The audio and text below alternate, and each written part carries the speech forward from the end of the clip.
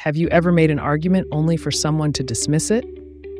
Have you ever thought, might this person have a point, or is he or she dismissing my argument without good reason? Let's deconstruct counter-arguments to find an easy way of telling. If you watch the first video in this series, you'll know how an argument works. If you haven't, go and check that out and then come back to this one. To recap, an argument is a series of premises and a conclusion. The argument is valid if the conclusion can't be false, if all the premises are true. The argument is sound if it's valid and all the premises are, in fact, true. If the argument is sound, the conclusion must be true.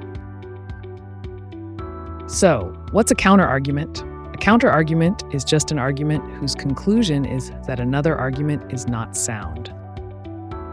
So if I make an argument and someone else says, no, that's not right because, the thing that follows because is a counter-argument. It's an argument that my argument is not sound. Just like any other kind of argument, a counter-argument only gives you reason to believe its conclusion if it's sound. Also, just like any other kind of argument, a counter-argument can't be sound unless it's valid. So, what makes a counter-argument valid? A counter-argument is valid only if it does at least one of two things. Either 1, point to one or more false premises, or 2, point to one or more flaws in the reasoning. In other words, explain how it is possible for the conclusion to be false even if all the premises are true. If a counter-argument doesn't do at least one of those two things, then it isn't valid, and it isn't a good reason to dismiss the original argument. If I make an argument saying, the Eiffel Tower is in Paris, Paris is in France, and therefore the Eiffel Tower is in France, and someone else says, no, that's not right, you're just saying that because you like France, that wouldn't be a valid counter-argument. That's because nothing in the response points to a false premise or bad reasoning. But remember that an argument can be valid without being sound. This applies to counter-arguments too.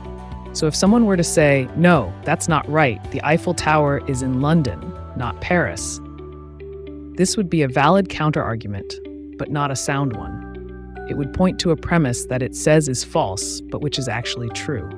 You need to look into the truth of the disputed premises to work out whether a valid counter-argument is sound. So, to tell whether someone might have a point when making a counter-argument, just check.